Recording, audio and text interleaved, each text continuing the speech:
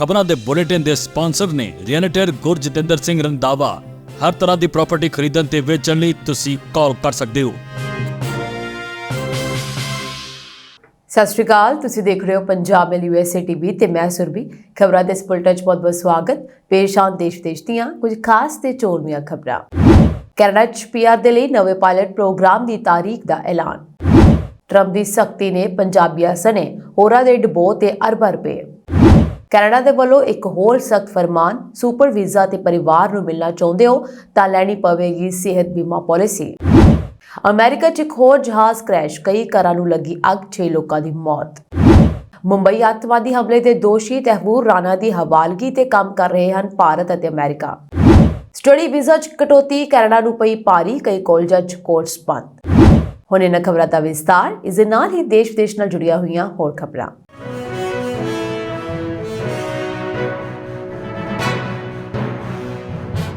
Canada ਦੇ ਵਿੱਚ PR ਪਾਉਣ ਦੇ ਚਾਹਵਾਨ ਭਾਰਤੀਆਂ ਲਈ ਇੱਕ ਚੰਗੀ ਖਬਰ ਹੈ। ਕੈਨੇਡਾ ਨੇ ਸਥਾਈ ਨਿਵਾਸ ਯਾਨੀ PR ਲਈ ਇੱਕ ਨਵੇਂ ਪਾਇਲਟ ਪ੍ਰੋਗਰਾਮ ਦੀ ਸ਼ੁਰੂਆਤੀ ਤਾਰੀਖ ਦਾ ਐਲਾਨ ਕਰ ਦਿੱਤਾ ਹੈ। Immigration refugees and citizenship Canada ਨੇ ਐਲਾਨ ਕੀਤਾ ਹੈ ਕਿ ਹੋਮ ਕੇਅਰ ਵਰਕਰਾਂ ਲਈ ਨਵਾਂ ਇਮੀਗ੍ਰੇਸ਼ਨ ਪਾਇਲਟ ਪ੍ਰੋਗਰਾਮ 31 ਮਾਰਚ 2025 ਨੂੰ ਖੁੱਲ੍ਹੇਗਾ। ਇਨ੍ਹਾਂ ਨਵੇਂ ਪਾਇਲਟ ਪ੍ਰੋਗਰਾਮਾਂ ਨੂੰ IRCC ਦੁਆਰਾ ਸਮੂਹਿਕ ਤੌਰ ਤੇ ਕੈਨੇਡਾ ਦੇ home care worker immigration pilot ਕਿਹਾ ਜਾਂਦਾ ਹੈ। CIC ਨਿਊਜ਼ ਦੀ ਇੱਕ ਰਿਪੋਰਟ ਅਨੁਸਾਰ ਇਹ ਪਾਇਲਟ ਪ੍ਰੋਗਰਾਮ ਦੇਖਭਾਲ ਕਰਮਚਾਰੀਆਂ ਲਈ ਪਿਛਲੇ ਸਥਾਈ ਨਿਵਾਸ ਯਾਨੀ PR ਮਾਰਗਾਂ ਦੀ ਥਾਂ ਲੈਣਗੇ, ਜਿਨ੍ਹਾਂ ਦੀ ਮਿਆਦ ਖਤਮ ਹੋ ਗਈ ਹੈ। ਇਨ੍ਹਾਂ ਨਵੇਂ ਪਾਇਲਟ ਪ੍ਰੋਗਰਾਮਾਂ ਲਈ ਯੋਗ ਹੋਣ ਦੇ ਲਈ ਵਿਦੇਸ਼ੀ ਨਾਗਰਿਕਾਂ ਦੇ ਕੋਲ ਕੈਨੇਡੀਅਨ ਲੈਂਗੁਏਜ ਬੈਂਚਮਾਰਕ ਯਾਨੀ CLB ਸਕੇਲ ਤੇ ਚੌਥੇ ਪੱਧਰ ਤੇ ਬਰਾਬਰ ਅਧਿਕਾਰਤ ਭਾਸ਼ਾ ਦੀ ਯੋਗਤਾ ਹੋਣੀ ਚਾਹੀਦੀ ਹੈ। ਉਹਨਾਂ ਦੇ ਕੋਲ ਕੈਨੇਡੀਅਨ ਹਾਈ ਸਕੂਲ ਡਿਪਲੋਮਾ ਦੇ ਬਰਾਬਰ ਯੋਗਤਾ ਹੋਣੀ ਚਾਹੀਦੀ ਹੈ। ਵਿਦੇਸ਼ੀ ਨਾਗਰਿਕਾਂ ਦੇ ਕੋਲ ਹਾਲ ਹੀ ਦੇ ਵਿੱਚ ਅਤੇ ਸੰਬੰਧਿਤ ਕੰਮ ਦਾ ਤਜਰਬਾ ਹੋਣਾ ਚਾਹੀਦਾ ਹੈ ਅਤੇ ਉਹਨਾਂ ਨੂੰ ਘਰੇਲੂ ਦੇਖਭਾਲ ਦੀ ਨੌਕਰੀ ਲਈ ਪੂਰੇ ਸਮੇਂ ਦੀ ਨੌਕਰੀ ਦੀ ਪੇਸ਼ਕਸ਼ ਪ੍ਰਾਪਤ ਹੋਣੀ ਚਾਹੀਦੀ ਹੈ। ਰਿਪੋਰਟ ਅਨੁਸਾਰ ਪਿਛਲੇ home care worker immigration program ਦੇ ਵਿੱਚ ਉਮੀਦਵਾਰਾਂ ਨੂੰ 16 ਜੂਨ 2024 ਤੱਕ ਸਥਾਈ ਨਿਵਾਸ ਲਈ ਯੋਗ ਹੋਣ ਲਈ ਸਿਰਫ 6 ਮਹੀਨਿਆਂ ਦਾ ਤਜਰਬਾ ਹੋਣਾ ਜ਼ਰੂਰੀ ਸੀ। IRCC ਨੇ ਅਜੇ ਤੱਕ ਹੋਰ ਵੇਰਵਿਆਂ ਅਤੇ ਯੋਗਤਾ ਜ਼ਰੂਰਤਾਂ ਦਾ ਐਲਾਨ ਨਹੀਂ ਕੀਤਾ ਹੈ। IRCC ਅਨੁਸਾਰ 2025 ਤੇ 2027 ਦੀ ਮਿਆਦ ਲਈ ਇਸ ਦੀ ਸੰਘੀ ਆਰਥਿਕ ਪਾਇਲਟ ਸ਼੍ਰੇਣੀ ਤਹਿਤ ਲਗਭਗ 10,920 ਨਵੇਂ ਇਮੀਗ੍ਰੇਸ਼ਨ ਦਾਖਲਾ ਸਥਾਨ ਅਲੋਟ ਕੀਤੇ ਜਾਣਗੇ। ਹੋਮ ਕੇਅਰ ਵਰਕਰ ਪ੍ਰੋਗਰਾਮ ਲਈ ਥਾਵਾਂ ਦੀ ਸਹੀ ਗਿਣਤੀ ਅਜੇ ਉਪਲਬਧ ਨਹੀਂ ਹੈ, ਪਰ ਮਾਹਰਾਂ ਦਾ ਅੰਦਾਜ਼ਾ ਹੈ ਕਿ ਇਹ ਪਿਛਲੇ ਪ੍ਰੋਗਰਾਮਾਂ ਨਾਲੋਂ ਲਗਭਗ ਦੁੱਗਣੀ ਹੋਵੇਗੀ। ਇਸ ਨਵੇਂ ਪ੍ਰੋਗਰਾਮ ਨੂੰ ਸ਼ੁਰੂ ਕਰਨ ਲਈ ਪਹਿਲਾਂ ਦੇ ਪ੍ਰੋਗਰਾਮਾਂ ਨੂੰ ਬੰਦ ਕਰ ਦਿੱਤਾ ਗਿਆ ਸੀਗਾ, ਜੋ ਲਗਭਗ 5,500 PR ਸਪੋਰਟ ਪ੍ਰਦਾਨ ਕੀਤੇ ਸਨ। ਜ਼ਿਕਰਯੋਗ ਹੈ ਕਿ IRCC ਨੇ ਸਭ ਤੋਂ ਪਹਿਲਾਂ 3 ਜੂਨ 2024 ਨੂੰ ਘਰੇਲੂ ਦੇਖਭਾਲ ਕਰਮਚਾਰੀਆਂ ਲਈ ਨਵਾਂ ਇਮੀਗ੍ਰੇਸ਼ਨ ਪਾਇਲਟ ਪ੍ਰੋਗਰਾਮ ਖੋਲ੍ਹਣ ਦੇ ਆਪਣੇ ਇਰਾਦੇ ਦਾ ਐਲਾਨ ਕੀਤਾ ਸੀ। ਕੁਝ ਦਿਨਾਂ ਬਾਅਦ 17 ਜੂਨ 2024 ਨੂੰ ਇਮੀਗ੍ਰੇਸ਼ਨ ਵਿਭਾਗ ਨੇ home child care provider pilot ਅਤੇ ਹੋਮ ਸਪੋਰਟਰ ਵਰਕਰ ਪਾਇਲਟ ਨੂੰ ਬੰਦ ਕਰ ਦਿੱਤਾ। ਨਵਾਂ home care worker immigration pilot ਪਿਛਲੇ ਕੇਅਰ ਇਮੀਗ੍ਰੇਸ਼ਨ ਰੂਟਾਂ ਦੀ ਥਾਂ ਲਵੇਗਾ। ਅਮਰੀਕੀ ਰਾਸ਼ਟਰਪਤੀ ਡੋਨਾਲਡ ਟਰੰਪ ਵੱਲੋਂ ਸੱਤਾ ਸੰਭਾਲਣ ਤੋਂ ਤੁਰੰਤ ਬਾਅਦ ਜਿਸ ਤਰ੍ਹਾਂ ਨਾਜਾਇਜ਼ ਪ੍ਰਵਾਸ ਖਿਲਾਫ ਵੱਡੇ ਪੱਧਰ ਤੇ ਮੁਹਿੰਮ ਚਲਾਉਂਦੇ ਹੋਏ ਸੈਂਕੜਿਆਂ ਦੀ ਗਿਣਤੀ 'ਚ ਨਾਜਾਇਜ਼ ਪ੍ਰਵਾਸੀਆਂ ਨੂੰ ਅਮਰੀਕਾ 'ਚੋਂ ਕੱਢ ਦਿੱਤਾ ਹੈ, ਉੱਥੇ ਹੀ ਅਮਰੀਕੀ ਰਾਸ਼ਟਰਪਤੀ ਦੇ ਇਸ ਕਦਮ ਨੇ ਅਮਰੀਕਾ ਦੇ ਕੈਂਪਾਂ 'ਚ ਬੰਦ ਉਹਨਾਂ ਸੈਂਕੜੇ ਨੌਜਵਾਨਾਂ ਦੇ ਪਰਿਵਾਰਾਂ 'ਚ ਭਾਰੀ ਦਹਿਸ਼ਤ ਫੈਲਾ ਦਿੱਤੀ ਹੈ, ਜਿਨ੍ਹਾਂ ਨੂੰ ਫਰਜ਼ੀ ਟਰੈਵਲ ਏਜੰਟਾਂ ਦੇ ਮਾਰਫਤ ਖਤਰਨਾਕ ਜੰਗਲਾਂ ਦੇ ਰਸਤਿਆਂ ਤੋਂ ਮੈਕਸੀਕੋ ਸੀਮਾ ਤੱਕ ਭੇਜਿਆ ਗਿਆ ਸੀ। ਪਿਛਲੇ ਦਿਨੀ ਸੁਲਤਾਨਪੁਰ ਲੋਧੀ ਇਲਾਕੇ 'ਚ ਦਿੱਲੀ ਪੁਲਿਸ ਵੱਲੋਂ ਇੱਕ ਜਾਲੀ ਟਰੈਵਲ ਏਜੰਟ ਦੀ ਗ੍ਰਿਫਤਾਰੀ ਤੋਂ ਬਾਅਦ ਅਜਿਹੇ ਮਾਮਲੇ ਸਾਹਮਣੇ ਆਉਣ ਦੀ ਸੰਭਾਵਨਾ ਵੱਧ ਗਈ ਹੈ। ਜ਼ਿਕਰਯੋਗ ਹੈ ਕਿ ਆਪਣੀ ਚੋਣ ਮੁਹਿੰਮ ਦੌਰਾਨ ਅਮਰੀਕਾ 'ਚ ਰਹਿ ਰਹੇ ਲੱਖਾਂ ਨਾਜਾਇਜ਼ ਪ੍ਰਵਾਸੀਆਂ ਨੂੰ ਬਾਹਰ ਕੱਢਣ ਅਤੇ ਇਮੀਗ੍ਰੇਸ਼ਨ ਕਾਨੂੰਨਾਂ ਨੂੰ ਹੋਰ ਸਖਤ ਬਣਾਉਣ ਦੇ ਵਾਅਦੇ ਨਾਲ ਸੱਤਾ 'ਚ ਆਏ ਅਮਰੀਕੀ ਰਾਸ਼ਟਰਪਤੀ ਡੋਨਾਲਡ ਟਰੰਪ ਦੇ ਹੁਕਮਾਂ ਤੇ ਅਮਰੀਕੀ ਫੌਜ ਤੇ ਪੁਲਿਸ ਨੇ ਪੂਰੇ ਦੇਸ਼ 'ਚ ਨਾਜਾਇਜ਼ ਅਪ੍ਰਵਾਸੀਆਂ ਖਿਲਾਫ ਜ਼ਬਰਦਸਤ ਮੁਹਿੰਮ ਚਲਾ ਕੇ ਭਾਰਤੀਆਂ ਸਮੇਤ ਸਾਰੇ ਏਸ਼ੀਅਨ ਅਪ੍ਰਵਾਸੀਆਂ 'ਚ ਭਾਰੀ ਦਹਿਸ਼ਤ ਪੈਦਾ ਕਰ ਦਿੱਤੀ ਹੈ, ਜੋ ਕਿ ਲੰਬੇ ਸਮੇਂ ਤੋਂ ਨਾਜਾਇਜ਼ ਤੌਰ ਤੇ ਅਮਰੀਕਾ 'ਚ ਰਹਿ ਰਹੇ ਹਨ। ਇਹਨਾਂ ਚੋਂ ਕਾਫੀ ਵੱਡੀ ਗਿਣਤੀ 'ਚ ਅਪ੍ਰਵਾਸੀ ਟਰੈਵਲ ਏਜੰਟਾਂ ਨੂੰ 40 ਤੋਂ 50 ਲੱਖ ਰੁਪਏ ਦੀ ਰਕਮ ਅਦਾ ਕਰਕੇ ਗੁਆਟੇਮਾਲਾ, ਅਲ ਸਲਵਾਡੋਰ, ਨਿਕਾਰਾਗੁਆ ਅਤੇ ਮੈਕਸੀਕੋ ਦੇ ਖਤਰਨਾਕ ਰਸਤੇ ਤੋਂ ਹੁੰਦੇ ਹੋਏ ਅਮਰੀਕਾ ਪਹੁੰਚੇ ਸੀ। ਅਮਰੀਕੀ ਏਜੰਸੀਆਂ ਦੇ ਵੱਲੋਂ ਪਿਛਲੇ ਕੁਝ ਦਿਨਾਂ ਦੌਰਾਨ ਸਾਰੇ ਸ਼ਾਪਿੰਗ ਮਾਲ, ਪਾਰਕਾਂ ਅਤੇ ਭੀੜ ਭੜੱਕੇ ਵਾਲੇ ਥਾਵਾਂ ਤੇ ਕੀਤੀ ਜਾ ਰਹੀ ਚੈਕਿੰਗ ਦੌਰਾਨ ਕਾਫੀ ਵੱਡੀ ਗਿਣਤੀ 'ਚ ਭਾਰਤੀਆਂ, ਖਾਸ ਕਰਕੇ ਪੰਜਾਬ ਤੇ ਹਰਿਆਣਾ ਨਾਲ ਸੰਬੰਧਿਤ ਉਹਨਾਂ ਨੌਜਵਾਨਾਂ ਨੂੰ ਗ੍ਰਿਫਤਾਰ ਕਰਕੇ ਕੈਂਪਾਂ 'ਚ ਭੇਜ ਦਿੱਤਾ ਹੈ ਜੋ ਕੁਝ ਮਹੀਨੇ ਪਹਿਲਾਂ ਹੀ ਲੱਖਾਂ ਕਰੋੜਾਂ ਰੁਪਏ ਦੀ ਰਕਮ ਖਰਚ ਕਰਕੇ ਅਮਰੀਕਾ ਪਹੁੰਚੇ ਸੀ। ਇਨ੍ਹਾਂ 'ਚੋਂ ਕੁਝ ਨੌਜਵਾਨ ਤਾਂ 1 ਤੋਂ 1.5 ਸਾਲ ਤੱਕ ਦੱਖਣੀ ਅਮਰੀਕੀ ਦੇਸ਼ਾਂ ਦੇ ਜੰਗਲਾਂ 'ਚ ਫਸਣ ਦੇ ਬਾਅਦ ਹੀ ਅਮਰੀਕਾ ਪਹੁੰਚੇ ਸੀ।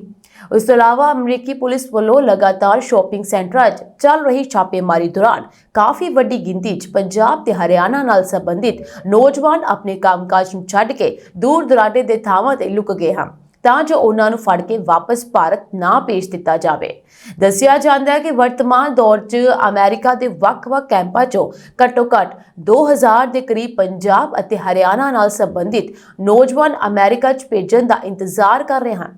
ਪਰ ਹੁਣ ਟਰੰਪ ਸਰਕਾਰ ਵੱਲੋਂ ਇਨ੍ਹਾਂ ਸਾਰੇ ਅਪ੍ਰਵਾਸੀਆਂ ਨੂੰ ਭਾਰਤ ਵਾਪਸ ਭੇਜਣ ਦੇ ਐਲਾਨ ਨੇ ਕਰੋੜਾਂ ਅਰਬਾਂ ਰੁਪਏ ਦੀ ਰਕਮ ਖਰਚ ਕਰਕੇ ਅਮਰੀਕਾ 'ਚ ਆਏ ਇਨ੍ਹਾਂ ਦੇ ਪਰਿਵਾਰਕ ਮੈਂਬਰਾਂ 'ਚ ਭਾਰੀ ਡਰ ਪੈਦਾ ਕਰ ਦਿੱਤਾ ਹੈ ਤੇ ਇਨ੍ਹਾਂ 'ਚੋਂ ਵੱਡੀ ਗਿਣਤੀ 'ਚ ਨੌਜਵਾਨਾਂ ਦਾ ਆਪਣੇ ਪਰਿਵਾਰਾਂ ਦੇ ਨਾਲ ਸੰਪਰਕ ਨਹੀਂ ਹੋ ਪਾ ਰਿਹਾ। ਉੱਥੇ ਹੀ ਇਸ ਤੋਂ ਇਲਾਵਾ ਮੈਕਸੀਕੋ, ਗੁਆਟੇਮਾਲਾ ਅਤੇ ਅਲ ਸਲਵਾਡੋਰ 'ਚ ਵੀ ਵੱਡੀ ਗਿਣਤੀ 'ਚ ਭਾਰਤੀ ਨੌਜਵਾਨ ਅਮਰੀਕਾ ਜਾਣ ਦੀਆਂ ਤਿਆਰੀਆਂ 'ਚ ਬੈਠੇ ਹਨ। ਇੱਕ ਅਨੁਮਾਨ ਅਨੁਸਾਰ ਟਰੰਪ ਸਰਕਾਰ ਆਉਣ ਤੋਂ ਬਾਅਦ ਪੰਜਾਬ ਤੇ ਹਰਿਆਣਾ ਨਾਲ ਸੰਬੰਧਿਤ ਲੋਕਾਂ ਦਾ 1000 ਕਰੋੜ ਰੁਪਏ ਤੋਂ ਲੈ ਕੇ 1500 ਕਰੋੜ ਰੁਪਏ ਦੀ ਰਕਮ ਫਰਜ਼ੀ ਟਰੈਵਲ ਏਜੰਟਾਂ ਦੇ ਕੋਲ ਫਸ ਗਈ ਹੈ।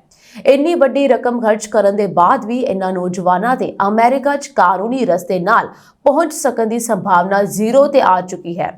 ਗੌਰ ਹੋਵੇ ਕਿ ਕੁਝ ਦਿਨ ਪਹਿਲਾਂ ਅਮਰੀਕਾ ਤੋਂ ਡਿਪੋਰਟ ਕੀਤੇ ਗਏ ਇੱਕ ਨੌਜਵਾਨ ਨੂੰ ਜਦੋਂ ਨਵੀਂ ਦਿੱਲੀ ਦੇ ਇਮੀਗ੍ਰੇਸ਼ਨ ਦੇ ਅਧਿਕਾਰੀ ਨੇ ਸ਼ੱਕ ਪੈਣ ਤੇ ਗ੍ਰਿਫਤਾਰ ਕੀਤਾ ਗਿਆ ਸੀ ਤਾਂ ਉਸ ਦੇ ਪਾਸਪੋਰਟ ਦੇ 4 ਪੇਜ ਫਟੇ ਹੋਏ ਸਨ, ਜਿਸ ਦੇ ਆਧਾਰ ਤੇ ਉਸ ਕੋਲੋਂ 41 ਲੱਖ ਰੁਪਏ ਲੈ ਕੇ ਉਸ ਨੂੰ ਖਤਰਨਾਕ ਰਸਤਿਆਂ ਰਾਹੀਂ ਅਮਰੀਕਾ ਭੇਜਣ ਵਾਲੇ ਇੱਕ ਫਰਜ਼ੀ ਟਰੈਵਲ ਏਜੰਟ ਨੂੰ ਦਿੱਲੀ ਪੁਲਿਸ ਨੇ ਸੁਲਤਾਨਪੁਰ ਲੋਧੀ ਇਲਾਕੇ ਤੋਂ ਗ੍ਰਿਫਤਾਰ ਕਰ ਲਿਆ ਸੀ।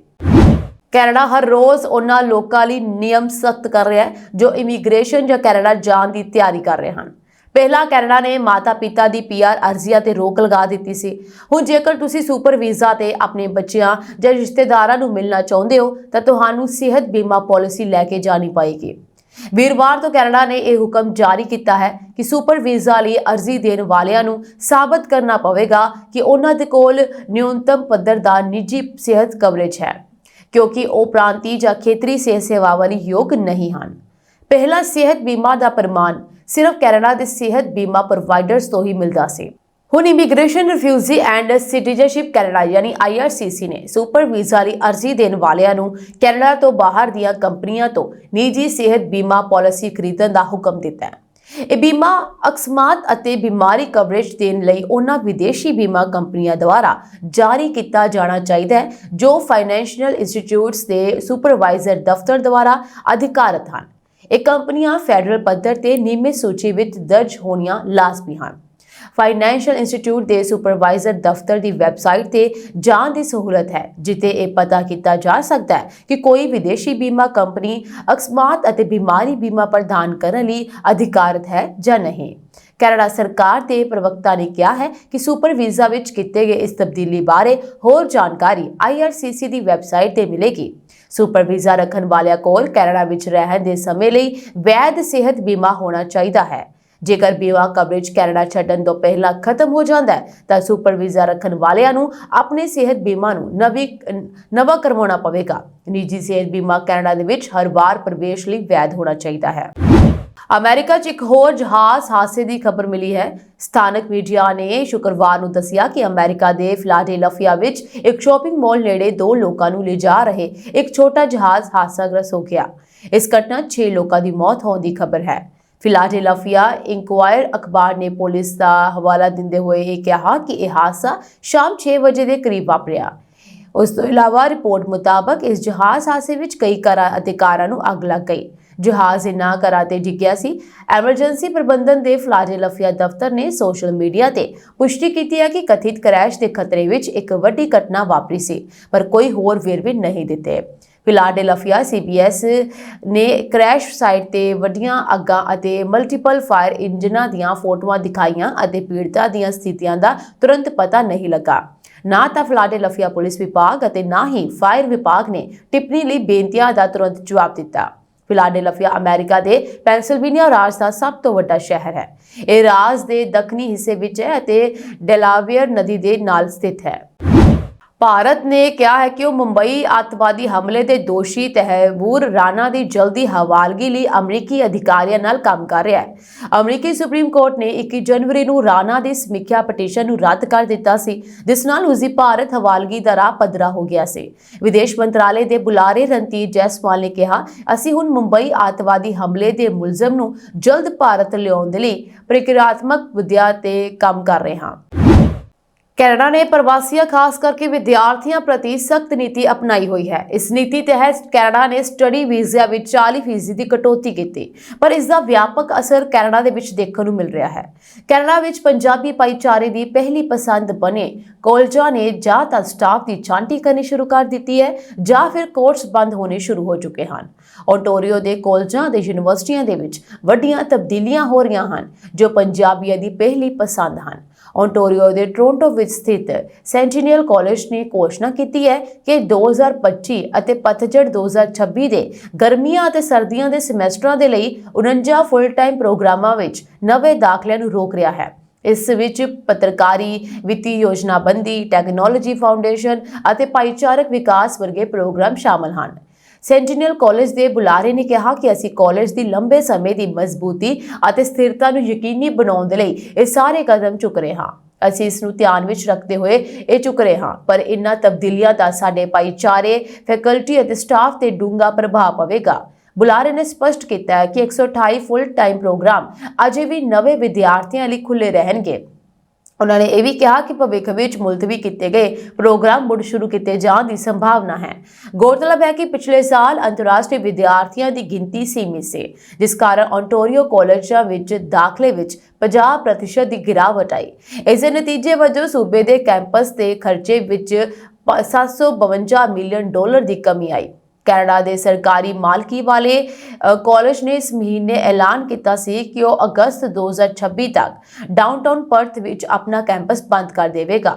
ਪਰਥ ਦੀ ਮੇਅਰ ਨੇ ਕਿਹਾ ਕਿ ਪੇਂਡੂ ਖੇਤਰਾਂ ਵਿੱਚ ਵਿਦਿਅਕ ਮੌਕੇ ਮਹੱਤਵਪੂਰਨ ਹਨ। ਕੈਂਪਸ ਬੰਦ ਹੋਣ ਨਾਲ ਸਥਾਨਕ ਲੋਕਾਂ ਦਾ ਭਾਰੀ ਨੁਕਸਾਨ ਹੋਵੇਗਾ। ਇਹ ਅਜਿਹਾ ਕੈਂਪਸ ਅਤੇ ਕਾਲਜ ਹੈ ਜਿੱਥੇ ਜ਼ਿਆਦਾਤਰ ਪੰਜਾਬੀ ਪੜ੍ਹਨ ਲਈ ਜਾਂਦੇ ਸੀ। ਸ਼ੈਰੀਡਨ ਕਾਲਜ ਨੇ 40 ਪ੍ਰੋਗਰਾਮਾਂ ਨੂੰ ਮੁਅੱਤਲ ਕਰ ਦਿੱਤਾ ਹੈ। ਇਸ ਦੌਰਾਨ ਸੈਨੇਕਾ ਕਾਲਜ ਨੇ ਆਪਣੇ ਮਾਰਖਮ ਓਨਟਾਰੀਓ ਕੈਂਪਸ ਨੂੰ ਅਸਥਾਈ ਤੌਰ ਤੇ ਬੰਦ ਕਰਨ ਦਾ ਐਲਾਨ ਕੀਤਾ ਹੈ। ਮੋਹੋਕ ਕਾਲਜ ਨੂੰ 2025 ਤੱਕ ਆਪਣੇ 20% ਪ੍ਰਸ਼ਾਸਕੀ ਸਟਾਫ ਦੀ ਛਾਂਟੀ ਕਰਨ ਅਤੇ 16 ਪ੍ਰੋਗਰਾਮਾਂ ਨੂੰ ਰੱਦ ਕਰਨ ਦਾ ਐਲਾਨ ਕੀਤਾ ਹੈ। ਅੰਤਰਰਾਸ਼ਟਰੀ ਵਿਦਿਆਰਥੀਆਂ ਦੀ ਗਿਣਤੀ ਨੂੰ ਸੀਮਿਤ ਕਰਨ ਦੇ ਫੈਸਲੇ ਤੋਂ ਬਾਅਦ ਹੁਣ ਇਸ ਦਾ ਅਸਰ ਕੈਨੇਡਾ ਦੇ ਵੱਖ-ਵੱਖ ਕਾਲਜਾਂ ਤੇ ਦੇਖਣ ਨੂੰ ਮਿਲ ਰਿਹਾ ਹੈ। ਕੈਨੇਡਾ ਦੇ ਇੱਕ ਵੀਜ਼ਾ ਮਾਹਰ ਦਾ ਕਹਿਣਾ ਹੈ ਕਿ ਜਦੋਂ ਵਿਦਿਆਰਥੀ ਹੀ ਨਹੀਂ ਹੋਣਗੇ ਤਾਂ ਕਾਲਜ ਦੀ ਫੈਕਲਟੀ ਨੂੰ ਕਿੱਥੋਂ ਭੁਗਤਾਨ ਕੀਤਾ ਜਾਵੇਗਾ। ਕਾਲਜ ਵਿੱਚ ਸੰਕਟ ਹੋਰ ਡੂੰਘਾ ਹੁੰਦਾ ਜਾ ਰਿਹਾ ਹੈ। ਵਿਦੇਸ਼ਾਂ ਤੋਂ ਲਗਾਤਾਰ ਆ ਰਹੀਆਂ ਸ਼ਿਕਾਇਤਾਂ ਤੋਂ ਬਾਅਦ ਪਾਕਿਸਤਾਨ ਭੀਖ ਮੰਗਣ ਨੂੰ ਅਪਰਾਧ ਐਲਾਨ ਦਿੱਤਾ ਗਿਆ। ਵਿਦੇਸ਼ਾਂ 'ਚ ਹਜ਼ਾਰਾਂ ਪਾਕਿਸਤਾਨੀ ਗੈਰ ਕਾਨੂੰਨੀ ਸਰਗਰਮੀਆਂ ਤੇ ਭੀਖ ਮੰਗਦੇ ਫੜੇ ਗਏ ਹਨ, ਜਿਸ ਕਾਰਨ ਉਸ ਨੂੰ ਆਲਮੀ ਪੱਧਰ ਤੇ ਸ਼ਰਮਿੰਦਗੀ ਉਠਾਉਣੀ ਪਈ ਹੈ। ਪਾਕਿਸਤਾਨ ਦੇ ਅੰਦਰੂਨੀ ਮੰਤਰਾਲੇ ਨੇ ਮਨੁੱਖੀ ਤਸਕਰੀ ਰੋਕਥਾਮ ਬਿੱਲ 2024 ਦੀ ਧਾਰਾ 3 'ਚ ਸੰਗਠਿਤ ਭੀਖ ਮੰਗਣਾ ਸ਼ਬਦ ਜੋੜਨ ਦੇ ਮਤੇ ਤੇ ਫੈਸਲਾ ਕੀਤਾ ਹੈ। ਭੀਖ ਮੰਗਦੇ ਹੋਏ ਫੜੇ ਗਏ ਪਾਕਿਸਤਾਨੀ ਨਾਗਰਿਕਾਂ ਦੇ ਵੱਧਦੇ ਮਾਮਲਿਆਂ ਬਾਰੇ ਵਿਸ਼ੇਸ਼ ਤੌਰ ਤੇ ਖਾੜੀ ਸਹਿਯੋਗ ਪ੍ਰੀਸ਼ਦ, ਇਰਾਕ ਤੇ ਮਲੇਸ਼ੀਆ ਵੱਲੋਂ ਕਈ ਸ਼ਿਕਾਇਤਾਂ ਮਿਲੀਆਂ ਹਨ। ਪਾਕਿਸਤਾਨ ਦੇ ਸਫਾਰਤੀ ਮਿਸ਼ਨਾਂ ਨੇ ਸਖਤ ਕਾਰਵਾਈ ਦੀ ਅਪੀਲ ਕੀਤੀ ਕਿਉਂਕਿ ਹਜ, ਉਮਰਾ ਤੇ ਹੋਰ ਯਾਤਰਾਵਾਂ ਲਈ ਇਨ੍ਹਾਂ ਦੇਸ਼ਾਂ 'ਚ ਜਾਣ ਵਾਲੇ ਹਜ਼ਾਰਾਂ ਪਾਕਿਸਤਾਨੀ ਭੀਖ ਮੰਗਣ ਤੇ ਹੋਰ ਅਪਰਾਧਕ ਸਰਗਰਮੀ 'ਚ ਸ਼ਾਮਿਲ ਮਿਲੇ ਹਨ। ਐਲੋਨ ਮਸਕ ਨੂੰ 2025 ਦੇ ਨੋਬਲ ਸ਼ਾਂਤੀ ਪੁਰਸਕਾਰ ਦੇ ਲਈ ਨਾਮਜ਼ਦ ਕੀਤਾ ਗਿਆ ਹੈ। ਯੂਰਪੀ ਸੰਸਦ ਮੈਂਬਰ ਨੇ ਨਾਰਵੇ ਦੀ ਨੋਬਲ ਕਮੇਟੀ ਨੂੰ ਮਸਕ ਦੀ ਨਾਮਜ਼ਦਗੀ ਲਈ ਪਟੀਸ਼ਨ ਭੇਜੀ ਸੀ, ਜਿਸ ਨੂੰ ਮਨਜ਼ੂਰੀ ਮਿਲ ਗਈ ਹੈ। ਗ੍ਰਿਮਸ ਨੇ ਮਸਕ ਦੇ ਪ੍ਰਗਟਾਵੇ ਅਤੇ ਬੋਲਣ ਦੀ ਆਜ਼ਾਦੀ ਲਈ ਕੀਤੇ ਯੋਗਦਾਨ ਨੂੰ ਸਿਰੋਇਆ ਹੈ। ਇਸ ਤੋਂ ਪਹਿਲਾਂ ਦਸੰਬਰ 2024 ਦੇ ਵਿੱਚ ਵੀ ਗ੍ਰਿਮਸ ਨੇ ਮਸਕ ਨੂੰ ਨੋਬਲ ਸ਼ਾਂਤੀ ਪੁਰਸਕਾਰ ਦੇਣ ਦੀ ਵਕਾਲਤ ਕੀਤੀ ਸੀ। ਦਰਅਸਲ ਟੈਸਲਾ ਦੇ CEO ਅਤੇ ਸੋਸ਼ਲ ਮੀਡੀਆ ਪਲੇਟਫਾਰਮ X ਦੇ ਮਾਲਕ ਐਲੋਨ ਮਸਕ ਨੇ ਪਿਛਲੇ ਕੁਝ ਸਾਲਾਂ ਵਿੱਚ ਬਹੁਤ ਸਾਰੀਆਂ ਸੁਰਖੀਆਂ ਬਣਾਈਆਂ ਸਨ। ਇਨੀ ਦਿਨੀ ਆਪਣੇ ਵਿਚਾਰਾਂ ਨੂੰ ਲੈ ਕੇ ਆਵਾਜ਼ ਬੁਲੰਦ ਕਰਨ ਵਾਲੇ ਮਸਕ ਟਰੰਪ ਸਰਕਾਰ 'ਚ ਮਿਲੇ ਮੰਤਰੀ ਅਹੁਦੇ ਨੂੰ ਲੈ ਕੇ ਵੀ ਸੁਰਖੀਆਂ 'ਚ ਹਨ। ਇਸ ਦੌਰਾਨ ਮਸਕ ਨਾਲ ਜੁੜੀ ਇੱਕ ਹੋਰ ਵੱਡੀ ਖਬਰ ਸਾਹਮਣੇ ਆਈ ਹੈ। ਉੱਘੇ ਉਦਯੋਗਪਤੀ ਐਲੋਨ ਮਸਕ ਨੂੰ 2025 ਦੇ ਨੋਬਲ ਸ਼ਾਂਤੀ ਪੁਰਸਕਾਰ ਦੇ ਲਈ ਨਾਮਜ਼ਦ ਕੀਤਾ ਗਿਆ ਹੈ। ਯੂਰੋਪੀਅਨ ਪਾਰਲੀਮੈਂਟ ਦੇ ਮੈਂਬਰ ਬ੍ਰੈਂਕੋ ਗ੍ਰਿਮਸ ਨੇ ਉਸ ਨੂੰ ਇਹ ਪੁਰਸਕਾਰ ਦੇਣ ਦੀ ਵਕਾਲਤ ਕੀਤੀ ਹੈ। ਸੰਸਦ ਮੈਂਬਰ ਨੇ ਮਸਕ ਦੀ ਨਾਮਜ਼ਦਗੀ ਲਈ ਨਾਰਵੇ ਦੀ ਨੋਬਲ ਕਮੇਟੀ ਨੂੰ ਪਟੀਸ਼ਨ ਭੇਜੀ ਸੀ, ਜਿਸ ਨੂੰ ਮਨਜ਼ੂਰੀ ਦੇ ਦਿੱਤੀ ਗਈ ਹੈ। ਉਹਨਾਂ ਨੇ ਦੱਸਿਆ, ਪਿਛਲੇ ਕੁਝ ਸਾਲਾਂ ਵਿੱਚ ਮਸਕ ਨੇ ਮੌਲਿਕੀ ਮਨੁੱਖੀ ਅਧਿਕਾਰਾਂ ਵਿੱਚੋਂ ਇੱਕ ਪ੍ਰਗਟਾਵੇ ਦੀ ਆਜ਼ਾਦੀ ਅਤੇ ਬੋਲਣ ਦੀ ਆਜ਼ਾਦੀ ਦੇ ਮੁੱਦਿਆਂ ਵਿੱਚ ਮਹੱਤਵਪੂਰਨ ਯੋਗਦਾਨ ਪਾਇਆ ਹੈ ਅਤੇ ਇਸੇ ਕਰਕੇ ਉਹਨਾਂ ਨੇ ਮਸਕ ਨੂੰ ਇਹ ਪੁਰਸਕਾਰ ਦੇਣ ਦੀ ਵਕਾਲਤ ਕੀਤੀ ਹੈ। ਮੱਧ ਯੂਰਪ 'ਚ ਸਥਿਤ ਸਲੋਵੇਨੀਆ ਤੋਂ ਸੰਸਦ ਮੈਂਬਰ ਗ੍ਰਿਮਸ ਨੇ ਸੋਸ਼ਲ ਮੀਡੀਆ ਤੇ ਇਹ ਜਾਣਕਾਰੀ ਦਿੱਤੀ ਤੇ ਇੱਕ ਪੋਸਟ ਲਿਖਿਆ, ਨੋਬਲ ਕਮੇਟੀ ਨੇ ਇਸ ਨਾਮਜ਼ਦਗੀ ਨੂੰ ਸਵੀਕਾਰ ਕਰ ਲਿਆ ਹੈ। ਇਸ ਤੋਂ ਪਹਿਲਾਂ ਦਸੰਬਰ ਵਿੱਚ ਗ੍ਰਿਮਸ ਨੇ ਵੀ ਮਸਕ ਨੂੰ ਨੋਬਲ ਸ਼ਾਂਤੀ ਪੁਰਸਕਾਰ ਦੇਣ ਦੀ ਵਕਾਲਤ ਕੀਤੀ ਸੀ। ਅਮਰੀਕਾ ਦੇ ਰੋਨਾਲਡ ਰੀਗਨ ਕੌਮੀ ਹਵਾਈ ਅੱਡੇ ਤੇ ਫੌਜ ਦੇ ਇੱਕ ਹੈਲੀਕਾਪਟਰ ਅਤੇ ਅਮਰੀਕਨ 에ਅਰਲਾਈਨਸ ਦੇ ਯਾਤਰੀ ਜਹਾਜ਼ ਵਿਚਾਲੇ ਹੋਈ ਟੱਕਰ ਵਿੱਚ ਮਾਰੇ ਗਏ 67 ਲੋਕਾਂ ਵਿੱਚੋਂ ਭਾਰਤੀ ਮੂਲ ਦੇ ਵੀ 2 ਵਿਅਕਤੀ ਸ਼ਾਮਲ ਹਨ। ਮੀਡੀਆ ਵਿੱਚ ਆਈਆਂ ਖਬਰਾਂ ਤੋਂ ਇਹ ਜਾਣਕਾਰੀ ਮਿਲੀ ਹੈ। ਅਮਰੀਕਾ ਦੇ ਵਿੱਚ 2001 ਤੋਂ ਬਾਅਦ ਤੋਂ ਇਹ ਸਭ ਤੋਂ ਘਾਤਕ ਜਹਾਜ਼ ਹਾਦਸਾ ਹੈ। ਮਿਲੀ ਜਾਣਕਾਰੀ ਅਨੁਸਾਰ GE ਐਰੋਸਪੇਸ ਵਿੱਚ ਇੰਜੀਨੀਅਰ ਵਿਕੇਸ਼ ਪਟੇਲ ਅਤੇ ਵਾਸ਼ਿੰਗਟਨ ਦੀ ਵਸਨੀਕ ਕੰਸਲਟੇਟ ਅਸਰਾ ਹੁਸੈਨ ਰਜ਼ਾ ਵੀ ਜਹਾਜ਼ ਵਿੱਚ ਸਵਾਰ ਸੀ। ਘਟਨਾ ਬੁੱਧਵਾਰ ਰਾਤ ਨੂੰ ਵਾਪਰੀ ਸੀ।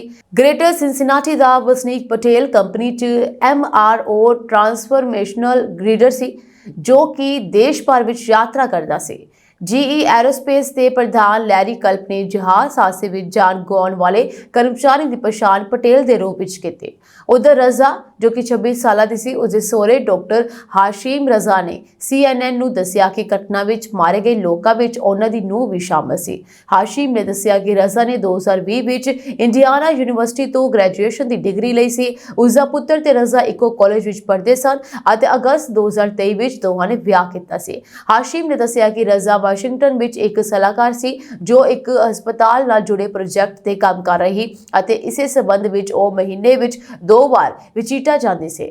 ਅਸਰਾ ਰਜ਼ਾ ਦੇ ਪਤੀ ਹਮਾਦ ਰਜ਼ਾ ਨੇ ਕਿਹਾ ਕਿ ਉਸਦੀ ਪਤਨੀ ਨੇ ਉਸ ਨੂੰ ਸੁਨੇਹਾ ਭੇਜਿਆ ਸੀ ਕਿ ਉਹਨਾਂ ਦਾ ਜਹਾਜ਼ ਉਤਰਨ ਵਾਲਾ ਹੈ, ਪਰ ਜਦੋਂ ਉਹ ਅਸਰਾ ਨੂੰ ਲੈਣ ਦੇ ਲਈ ਹਵਾਈ ਅੱਡੇ ਤੇ ਪਹੁੰਚਿਆ, ਉਦੋਂ ਤੱਕ ਉਸਦੀ ਜ਼ਿੰਦਗੀ ਹਮੇਸ਼ਾ ਲਈ ਬਦਲ ਚੁੱਕੀ ਸੀ।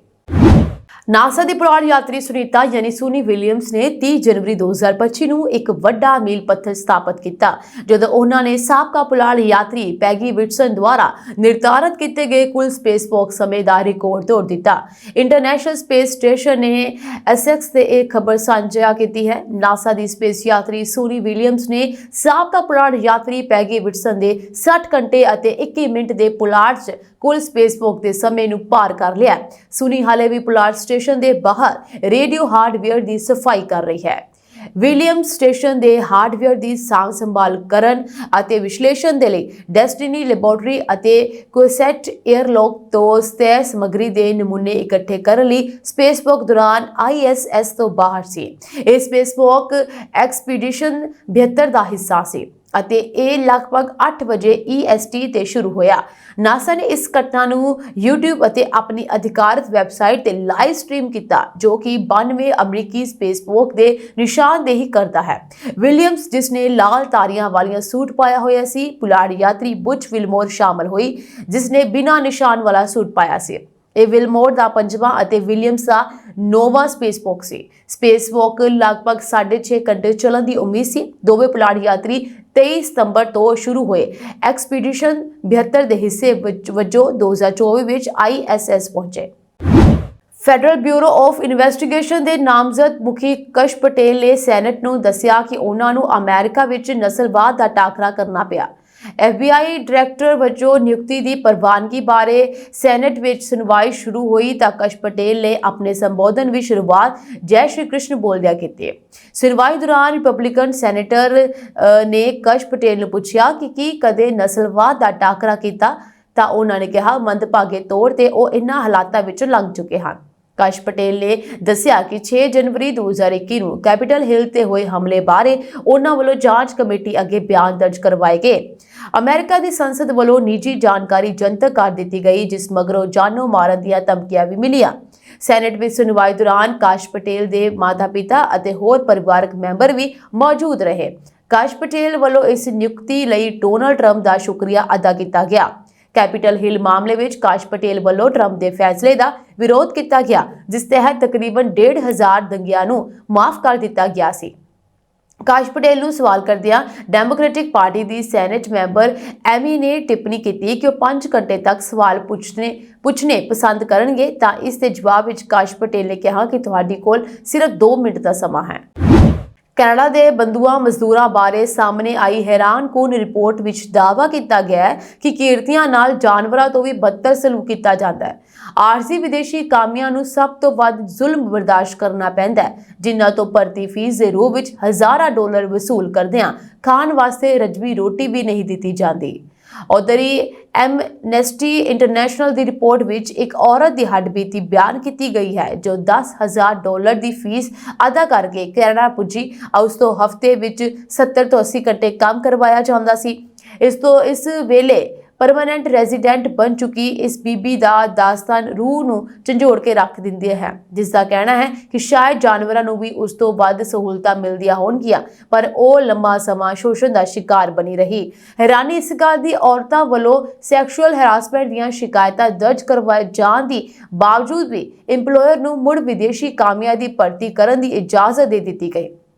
ਇੱਕ ਹੋਰ ਔਰਤ ਨੇ ਆਪਣੀ ਕਹਾਣੀ ਸਾਂਝੀ ਕਰਦਿਆਂ ਇਸ ਬਾਰੇ ਦੱਸਿਆ ਕਿ BC ਦੇ ਇੱਕ ਬਾਗ ਵਿੱਚ ਦਰਖਤ ਤੋਂ ਸੇਬ ਤੋੜਦਿਆਂ ਉਹ ਪੌੜੀ ਤੋਂ ਡਿੱਗ ਗਈ ਅਤੇ ਗੰਭੀਰ ਸੱਟ ਵੱਜੀ। ਉਸ ਹਸਪਤਾਲ ਜਾਣ ਦੀ ਬਜਾਏ ਨਸਲੀ ਟਿੱਪਣੀਆਂ ਸੁਣਨੀਆਂ ਪਈਆਂ ਅਤੇ ਵਾਪਸ ਭੇਜਣ ਦੀ ਧਮਕੀ ਵੀ ਦਿੱਤੀ ਗਈ। ਐਮਨੈਸਟੀ ਇੰਟਰਨੈਸ਼ਨਲ ਕੈਨੇਡਾ ਦੀ human rights law and policy campaigner Julia Sand ਨੇ ਕਿਹਾ ਕਿ ਪ੍ਰਵਾਸੀਆਂ ਦੀ ਹੱਡਬੀਤੀ ਸੁਣ ਕੇ ਰੂਹ ਕੰਬ ਗਈ। ਹਰ ਕੋਈ ਸੋਚ ਕੇ ਹੈਰਾਨ ਹੈ ਕਿ ਆਖਰਕਾਰ ਕੈਨੇਡਾ ਵਰਗੇ ਮੁਲਕ ਵਿੱਚ ਇੰਨਾ ਜ਼ੁਲਮ ਕਿਵੇਂ ਹੋ ਸਕਦਾ ਹੈ। ਐਮਨੈਸਟੀ ਇੰਟਰਨੈਸ਼ਨਲ ਕੈਨੇਡਾ ਦੀ ਸਕੱਤਰ ਜਨਰਲ ਕੈਟੀ ਨੇ ਕਿਹਾ ਕਿ ਵਿਦੇਸ਼ੀ ਕਾਮਿਆਂ ਤੇ ਨਿਰਭਰ ਰਹਿਣ ਵਾਲੇ ਖੇਤਰਾਂ ਵਿੱਚ ਹੀ ਸਭ ਤੋਂ ਵੱਧ ਸ਼ੋਸ਼ਣ ਦੇਖਣ ਨੂੰ ਮਿਲਿਆ। ਉਧਰ ਆਰਜ਼ੀ ਵਿਦੇਸ਼ੀ ਕਾਮਿਆਂ ਦੀ ਨਿਗਰਾਨੀ ਕਰਨ ਵਾਲੇ ਰੋਜ਼ਗਾਰ ਅਤੇ ਸਮਾਜਿਕ ਵਿਕਾਸ ਵਿਭਾਗ ਨੇ ਕਿਹਾ ਹੈ ਕਿ ਕਿਰਤੀਆਂ ਦੀ ਸਿਹਤ ਅਤੇ ਸੁਰੱਖਿਆ ਯਕੀਨੀ ਬਣਾਉਣੀ ਮਹਿਕਮੇ ਦਾ ਫਰਜ਼ ਹੈ, ਜਿਸ ਦੇ ਮੱਦੇਨਜ਼ਰ ਇੰਪਲੋਇਰਸ ਵਾਸਤੇ ਜੁਰਮਾਨੇ ਅਤੇ ਸਜ਼ਾ ਨੂੰ ਸਖਤ ਕੀਤਾ ਗਿਆ ਅਤੇ 2024-25 ਦੌਰਾਨ 21 ਲੱਖ ਡਾਲਰ ਦੇ ਜੁਰਮਾਨੇ ਕੀਤੇ ਗਏ। ਇੱਥੇ ਦੱਸਣਾ ਬੰਦ ਹੈ ਕਿ ਐਮਨੈਸਟੀ ਇੰਟਰਨੈਸ਼ਨਲ ਵੱਲੋਂ ਰਿਪੋਰਟ ਤਿਆਰ ਕਰਦਿਆਂ 14 ਮੁਲਕਾਂ ਨਾਲ ਸੰਬੰਧਿਤ 40 ਤੋਂ ਵੱਧ ਪ੍ਰਵਾਸੀ ਕਾਮਿਆਂ ਨਾਲ ਗੱਲਬਾਤ ਕੀਤੀ ਗਈ, ਜੋ ਕੈਨੇਡੀਅਨ ਰੋਜ਼ਗਾਰ ਖੇਤਰ ਦਾ ਸਿਆਹ ਪੱਖ ਪੇਸ਼ ਕਰਦੀ ਹੈ। ਇਸੇ ਦੌਰਾਨ ਇਮੀਗ੍ਰੇਸ਼ਨ ਅਤੇ ਸਿਟੀਜ਼ਨਸ਼ਿਪ ਸੇਵਾਵਾਂ ਵਿਭਾਗ ਨੇ ਕਿਹਾ ਹੈ ਕਿ 24/7 ਟਿਪ ਲਾਈਨ ਸ਼ੁਰੂ ਕੀਤੀ ਗਈ ਹੈ, ਜਿੱਥੇ ਆਰਜ਼ੀ ਵਿਦੇਸ਼ੀ ਕਾਮੇ ਆਪਣੀ ਸ਼ਿਕਾਇਤ ਦਰਜ ਕਰਵਾ ਸਕਦੇ ਹਨ। ਇਸ ਤੋਂ ਇਲਾਵਾ ਖਤਰੇ ਦੇ ਜ਼ਦ ਵਿੱਚ ਜਦੋਂ ਵੀ ਮਹਿਸੂਸ ਹੋਵੇ ਉਹਨਾਂ ਨੂੰ ਖਤਰਾ 2700 ਕਾਮਿਆਂ ਨੂੰ ਓਪਨ ਵਰਕ ਪਰਮਿਟ ਜਾਰੀ ਕੀਤੇ ਗਏ ਤਾਂ ਕਿ ਉਹ ਆਪਣੀ ਜ਼ਿੰਦਗੀ ਸੌਖੇ ਤਰੀਕੇ ਨਾਲ ਅੱਗੇ ਵਧਾ ਸਕਣ। ਟੋਰਾਂਟੋ ਵਿਖੇ ਪ੍ਰਾਪਰਟੀ ਟੈਕਸ ਵਿੱਚ 6.9% ਵਾਧੇ ਤੋਂ ਬਜ਼ੁਰਗਾਂ ਅਤੇ ਸਰੀਰਕ ਤੌਰ ਤੇ ਅਸਮਰਥ ਲੋਕਾਂ ਨੂੰ ਰਾਹਤ ਦਿੱਤੀ ਗਈ ਹੈ। ਜੀ ਹਾਂ, ਮੇਅਰ ਓਲੀਵੀਆ ਚੋ ਨੇ ਸ਼ਹਿਰ ਦੇ ਬਜਟ ਨੂੰ ਪ੍ਰਵਾਨਗੀ ਦਿੰਦਿਆਂ ਦੱਸਿਆ ਤਕਰੀਬਨ 13,000 ਪਰਿਵਾਰ ਟੈਕਸ ਵਾਧੇ ਤੋਂ ਰਾਹਤ ਦੇ ਘੇਰੇ ਵਿੱਚ ਆ ਚੁੱਕੇ ਹਨ। ਮੇਅਰ ਦੇ ਦਫ਼ਤਰ ਨੇ ਦੱਸਿਆ ਕਿ ਸਲਾਹ ਮਸ਼ਵਰੇ ਦੀ ਪ੍ਰਕਿਰਿਆ ਦੌਰਾਨ 60,000 ਡਾਲਰ ਤੱਕ ਦੀ ਆਮਦਨ ਵਾਲੇ ਬਜ਼ੁਰਗਾਂ ਨੂੰ ਪ੍ਰਾਪਰਟੀ ਟੈਕਸ ਵਿੱਚ ਵਾਧੇ ਦੀ ਰਕਮ ਅਦਾ ਨਹੀਂ ਕਰਨੀ ਪਵੇਗੀ ਅਤੇ ਇਸ ਦੇ ਨਾਲ ਹੀ ਸਰੀਰਕ ਤੌਰ ਤੇ ਅਸਮਰਥ ਲੋਕਾਂ ਨੂੰ ਰਾਹਤ ਦਿੱਤੀ ਗਈ ਹੈ। ਇੱਥੇ ਦੱਸਣਾ ਬੰਦ ਹੈ ਕਿ ਪ੍ਰਾਪਰਟੀ ਟੈਕਸ ਵਿੱਚ ਵਾਧੇ ਮਗਰੋਂ ਟੋਰਾਂਟੋ ਵਿਖੇ 7 ਲੱਖ ਡਾਲਰ ਦੀ ਕੀਮਤ ਵਾਲੇ ਘਰ ਦੇ ਮਾਲਕ ਨੂੰ 269 ਡਾਲਰ ਵਾਧੂ ਟੈਕਸ ਦੇਣਾ ਹੋਵੇਗਾ। ਇਸ ਦੇ ਨਾਲ ਹੀ ਪਾਣੀ ਅਤੇ ਗਾਰਬੇਜ ਫੀਸ ਵਿੱਚ 3.75% ਵਾਧਾ ਵੱਖਰੇ ਤੌਰ ਤੇ ਕੀਤਾ ਗਿਆ। ਭਾਵੇਂ ਸਿਟੀ ਕੌਂਸਲ ਦੇ ਸਾਰੇ ਮੈਂਬਰਾਂ ਵੱਲੋਂ ਪ੍ਰਾਪਰਟੀ ਟੈਕਸ ਵਿੱਚ ਵਾਧੇ ਦੀ ਹਮਾਇਤ ਨਹੀਂ ਕੀਤੀ ਗਈ, ਪਰ ਮੇਅਰ ਨੂੰ ਮਿਲੀਆਂ ਤਾਕਤਾਂ ਦੇ ਆਧਾਰ ਤੇ ਬਜਟ ਪਾਸ ਹੋ ਗਿਆ। ਕੌਂਸਲਰ ਬ੍ਰੈਡ ਨੇ ਕਿਹਾ ਹੈ ਕਿ ਪ੍ਰਾਪਰਟੀ ਟੈਕਸ ਵਿੱਚ ਵਾਧਾ ਟੋਰਾਂਟੋ ਦੇ ਮੱਧ ਵਰਗੀ ਪਰਿਵਾਰਾਂ ਨੂੰ ਲਾਜ਼ਮੀ ਤੌਰ ਤੇ ਚੁੱਭੇਗਾ। ਉਮੀਦ ਕੀਤੀ ਜਾ ਰਹੀ ਹੈ ਕਿ ਮੇਅਰ ਓਲੀਵੀਆ ਚੋਬ ਮੁੜ ਇਸ ਫੈਸਲੇ ਤੇ ਗੌਰ ਕਰਨਗੇ ਅਤੇ ਲੋਕਾਂ ਉੱਤੇ ਇੰਨਾ ਬੋਝ ਨਹੀਂ ਪਾਇਆ ਜਾਵੇਗਾ। ਉਧਰ ਟੋਰਾਂਟੋ ਸਿਟੀ ਕੌਂਸਲ ਦੀ ਇੱਕ ਵਿਸ਼ੇਸ਼ ਮੀਟਿੰਗ 11 ਫਰਵਰੀ ਨੂੰ ਸੱਦੀ ਗਈ ਹੈ, ਜਿਸ ਵਿੱਚ ਸਾਲ 2025 ਦੇ ਬਜਟ ਬਾਰੇ ਵਿਚਾਰ ਵਟਾਂਦਰਾ ਕੀਤਾ ਜਾਵੇਗਾ। ਇਹ ਸਾਂਝੀ ਦੇਸ਼ ਵਿਦੇਸ਼ ਨਾਲ ਜੁੜੀਆਂ ਹੋਈਆਂ ਕੁਝ ਖਾਸ ਤੇ ਚੋਣਵੀਆਂ ਖਬਰਾਂ। ਹੋਰ ਅਪਡੇਟਸ ਨਾਲ ਜੁੜੇ ਰਹਿਣ ਦੇ ਲਈ ਤੁਸੀਂ ਬਨੇ ਰਹੋ ਜੀ ਪੰਜਾਬ ਮਿਲ USA TV ਦੇ ਨਾਲ। ਤੁਹਾਡੇ ਸਭ ਦਾ ਬਹੁਤ ਬਹੁਤ ਧੰਨਵਾਦ।